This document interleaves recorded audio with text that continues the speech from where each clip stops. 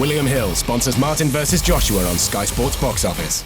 Radio Raheem here with Ohara Davies. You're making a name for yourself, not just in the UK, but you're starting to scratch that surface in America. You're just getting into that point where it's time to step up in competition. Yeah. You know, 9 fights in is when people start to look for stiffer, tougher fights. What do you see in your opponent, Keats, that makes him different from the first 9 guys? Is he a step up? He's not. He'll be the exact same, if not easier.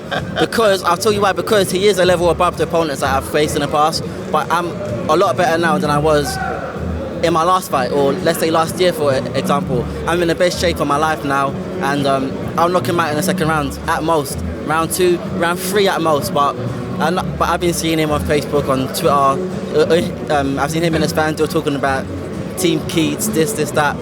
Listen, I'm telling you, he's getting knocked out in the second or third round. So whatever he is going to get paid for this fight, he just better invest it into something good, because against me, that's his last big paycheck that he's going to get. Unless Eddie, of course, wants to put him in with another boxer. But now, you know, you're young in the game, but obviously you're on Twitter, you're following social media. Does that kind of thing rile you up? Does it make you more focused when guys are talking trash? It does. Like, anytime when I see them, with this next opponent, for example, anytime that I look in his Facebook and I see him going Team Keats, it gets me excited, because I know that he wants to win. It's not like in my first or second fight when I know they just only come in to get paid. He's actually going to come and give it a go. So I'll knock him out, and I'll make it look so good, because he is actually coming to win. I don't want to face BUMS anymore, and I've told Eddie that I don't want to face BUMS. But then to get me an opponent, it's not the easiest thing in the world. But you know, this guy, you know what I mean?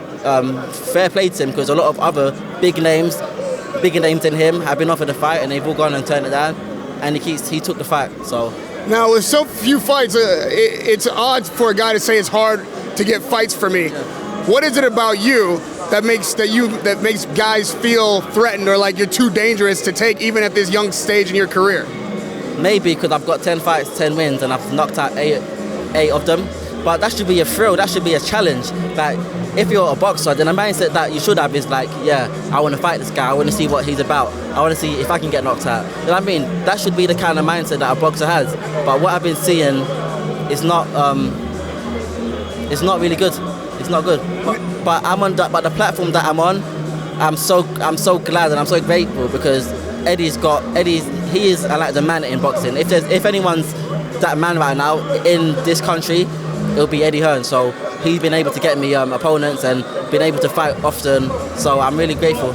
Now, we're obviously here in the UK, in London. You've got a fan base here. People know your story. But back on my side of the pond in America, people really don't know where you're from. I'm familiar with Hackney. I've been here a few times. It's a very rough area.